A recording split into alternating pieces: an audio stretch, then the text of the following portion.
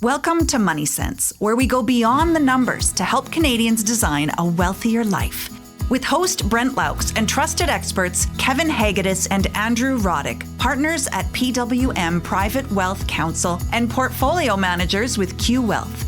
Whether you're preparing for retirement, designing tax-efficient income, or planning for future generations, financial decisions can be overwhelming. With a spotlight on pension-style investing strategies that prioritize long-term stability, Kevin, Andrew, and the PWM team will share their insights and perspectives to help you protect what you've worked a lifetime to build. This is Money Sense.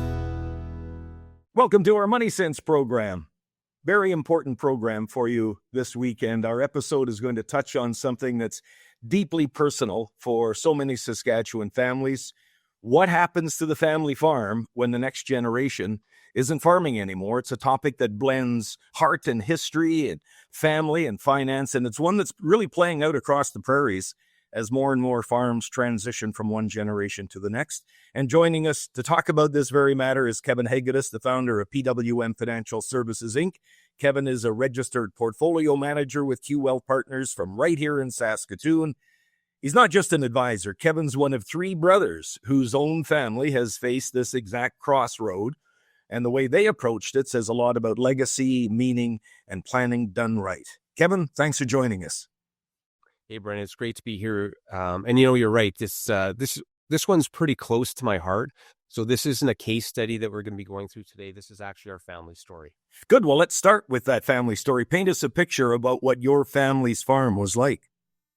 Yeah, I grew up in small town Waka, Saskatchewan, great community. The farm's been in our family for close to a century, and Dad grew up in this small 2-room little farmhouse with his two sisters right on the lakeshore. It still stands there today. It's got creaky floors and broken windows, old plaster, all that good stuff. And, when we were kids, me and my two brothers, we were the rock pickers and we were the potato diggers. And we had a lot of rocks and Mom planted a lot of potatoes. And, I remember, as kids, you're probably complaining back in those days, but, it taught us a lot, probably more than any textbook could teach us, Brent. It taught us about discipline, resilience, pride. And I think it really formed a strong work ethic in both my brothers and myself. I'd say it sounds like that farm upbringing had a hand in shaping who you became. Yeah, it sure did. And, I went back during harvest this year. I was visiting a couple buddies that are still farming. And, I love the dust in the air from the combines and the smell as well. Like harvest is just such a great time. I think every farm kid feels that way. It's not maybe quite like Christmas, but it's the next best thing. So that was the kid, Kevin. So let's fast forward a few years. You and your brothers went in totally different directions, right? Yeah, we did. Life took us all over the map. And, I remember, Brent, in the mid-'80s, when we were graduating high school, interest rates were high, grain prices were low. So Dad really pushed us to go to school. And we each went our own way. I went into finance, obviously, and I don't know, maybe because I wanted to figure out the numbers that were floating around in Dad's head. My older brother, Dwayne, he became a PhD in microbiology, and he works as a scientist for Agriculture Canada and studied a lot of things. One of the things was soil microbes. So I guess in his own way, maybe he's still working with the land, but he's just doing it through a microscope. And my younger brother, Neil, he went into IT and he designed systems and software and build networks and all that good stuff. I guess not exactly, farming, but at the same time, I look at the technology on the farm today and it's pretty wild. And then I guess there's Mom. She's still living in her own home. She's really the heartbeat of the story, and she still gardens, she bakes, she also spends a lot of time at the local church. And I'd have to say that she's probably the anchor and really, I think, the thread that keeps all of us connected to that place as well, Brent. That sounds wonderful. So when did the question of what comes next really start to weigh on your family? Yeah, it was probably, I think, pretty gradual. After Dad passed, we had an auction sale. We sold the land off, and Mom kept everything pretty much the same, but the land was cash rented. And life just kind of kept going on. But, over time, the question kept coming up. What's the plan? What's going to happen when maybe Mom isn't around anymore? And she would bring it up herself, and she'd bring it up softly and just say, hey, boys, What do you think we should do with the land? And, Brent, we'd often dodge the question. And because I think for a lot of families, those conversations aren't easy ones to have.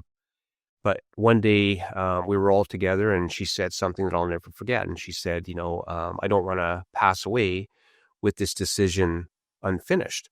And I think that really stopped us in our tracks. And, at that point, we realized it wasn't about the money or the land. It was about peace. And she wanted clarity for herself, but she also wanted clarity for her boys. And she really didn't want her sons to be trying to untangle some sort of mess down the road as well. The wisdom of moms, huh? Yeah. I'm guessing that was probably a pretty intense conversation at that point. So where did you go from there, Kevin?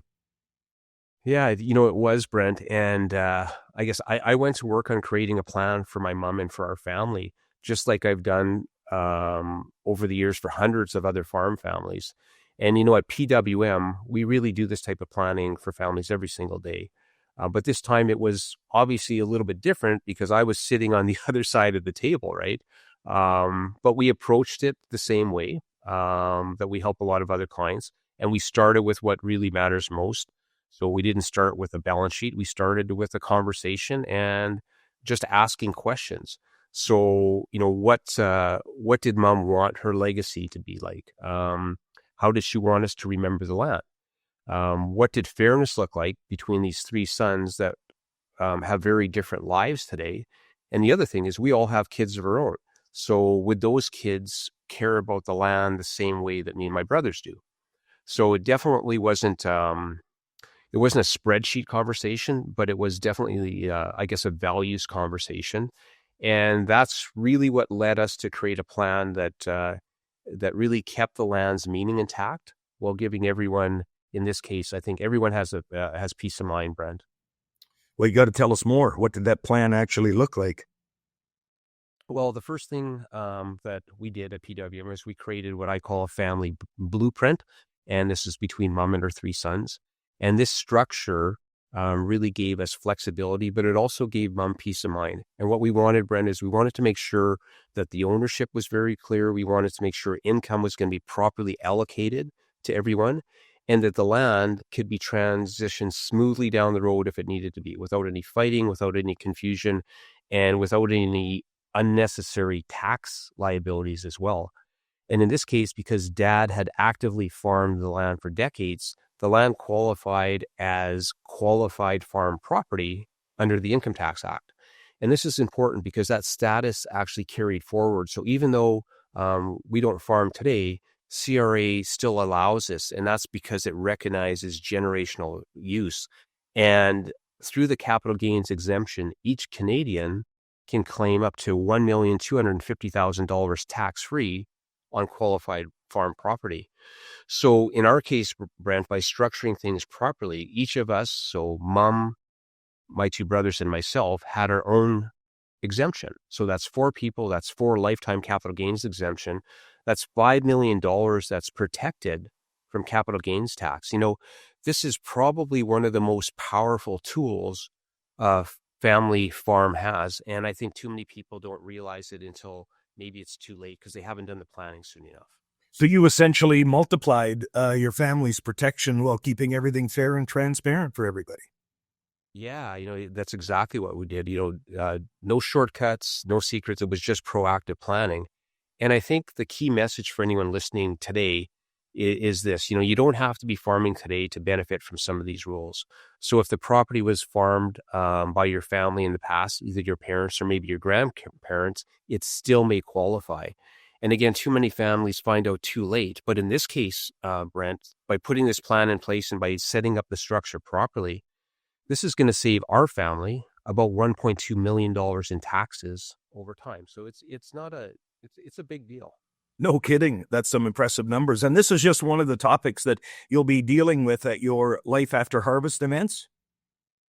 Exactly. We're running 4 workshops. I'll talk a little bit about that later in the show, but these sessions are for families who really want to understand these options before they're forced into it.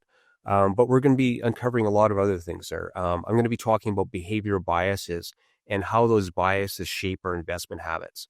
Rodych, my business partner, is going to talk about how to build a personal pension plan so you don't outlive your money. And then we're going to hear from Tim Hammond from Hammond Realty. He's going to talk about where land prices are today and where they're going in the future. So 4 great events. There's going to be something there for everyone, Brent. What was the impact like for her, especially once your plan was put together and in place? Yeah, it was good. I think you could see relief on her face. She said she can now sleep at night, all those things. But, and, in this case, it wasn't that she wanted to give up control or make a quick decision. She just wanted a roadmap. She wanted to make sure that if something happened to her, she could say, hey, boys, you know exactly what to do. Everything's in place. And again, it boils down to peace of mind. And for us, it wasn't, pushing her into anything. It was supporting her. And I guess respecting that, this wasn't just land. It was really mom and dad's life story. And, that's something that we see over and over again at PWM. Families, they may not want to sell necessarily, but they just want to know that if or when they do, they can do it on their own terms.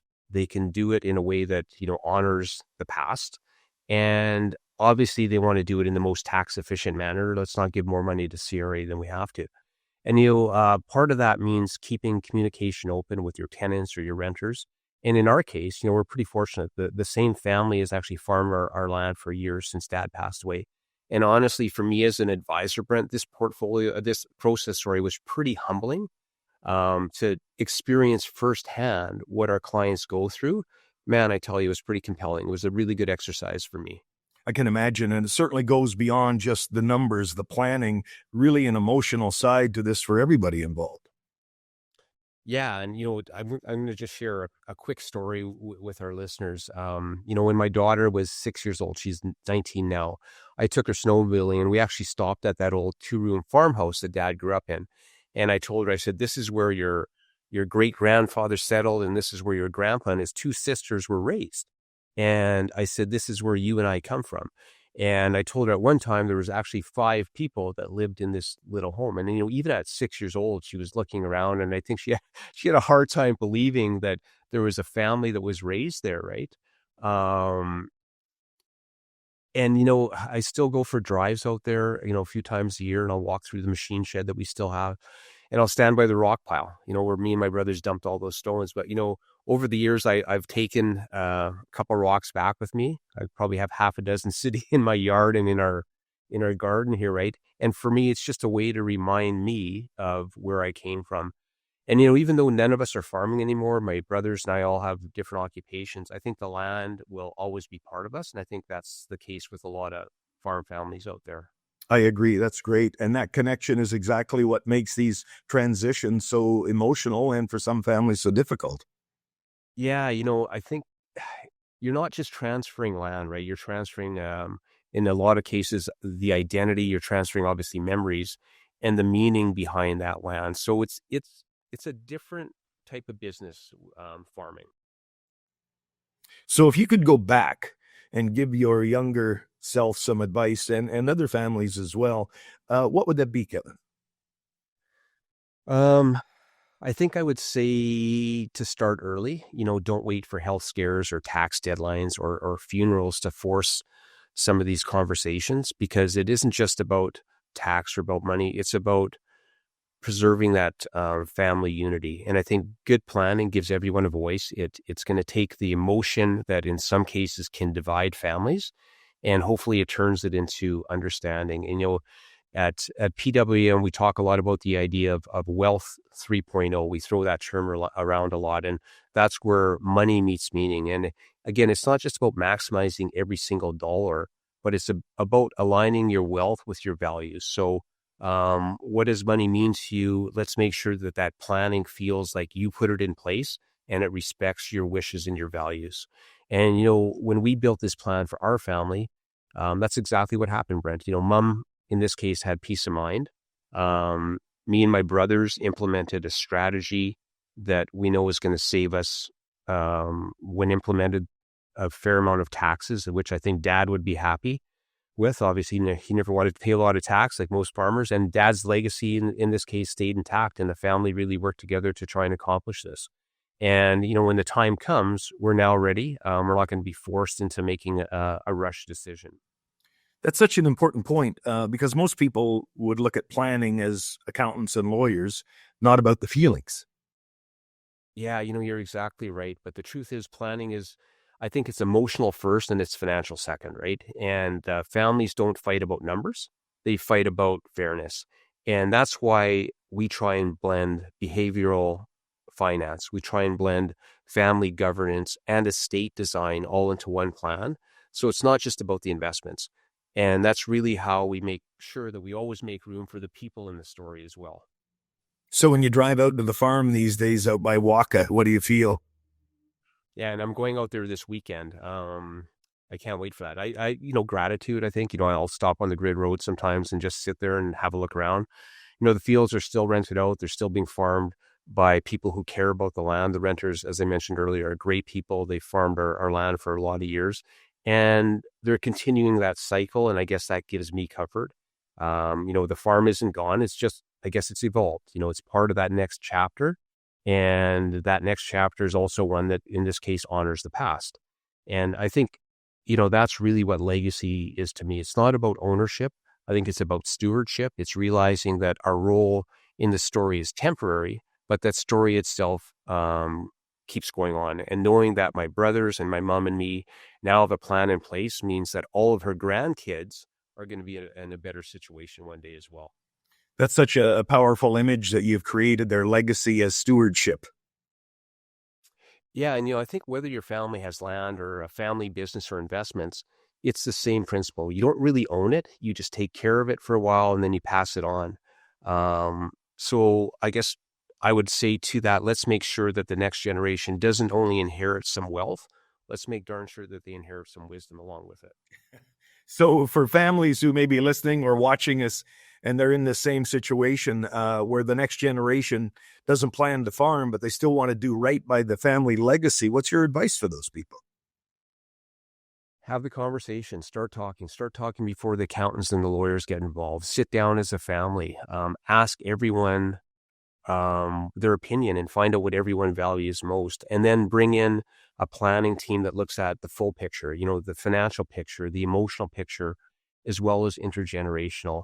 And then again, remember that if the land was farmed by your parents or grandparents, check that qualifies for the lifetime capital gains exemption. That history alone might protect millions of value for you instead of leaving it to CRA in the form of tax.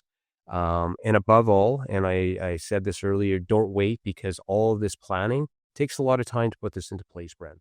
Kevin Hegedus, thank you so much for sharing such a deeply personal story, you and your family, and for showing our listeners what thoughtful, family-centered planning really looks like. Yeah, it's my pleasure, Brent. And again, I can't wait for the Life After Harvest seminars that we'll be doing this fall. So we're going to be in Unity and Rosetown on the 5th and 6th of November. Those will be events that start at 7 in the evening. On the 7th, that's a Friday, we're going to be in Melfort, and that's 4 in the afternoon. And then the next morning, Saturday morning on the 8th, we'll be right here in Saskatoon. So you'll be hearing from me, my business partner, Andrew Rodych, Tim Hammond from Hammond Realty, Ron Brown from Myers Norris Penny, as well as Allison Katari, who's a lawyer that we work with, wonderful lady from Bridge City Law Group as well. So great event. If anyone wants to come, just give the office a call or send us an email. Yeah, that's what I was just going to say. These are absolutely free seminars. And if people want to find out more, call 306-975-9500. Book your free seat in one of those locations online. You can go to pwmprivatewealth.com. Thanks for your time and for the great story today, Kevin. Thank you, Brent. This is Money Sense. Thank you for joining us for Money Sense, where we explore meaningful conversations about money, life, and the choices that shape them both. At PWM Private Wealth Counsel, they're here to help you build a life as solid as the financial plan they've built for you. And most importantly, give you the confidence to know you're going to be okay. Financial planning services are offered through PWM Private Wealth Counsel. Portfolio management services are provided by Q Wealth, a registered portfolio manager, investment fund manager, and exempt market dealer. PWM Private Wealth Counsel is an owner and partner in the Q Wealth Partnership, where money meets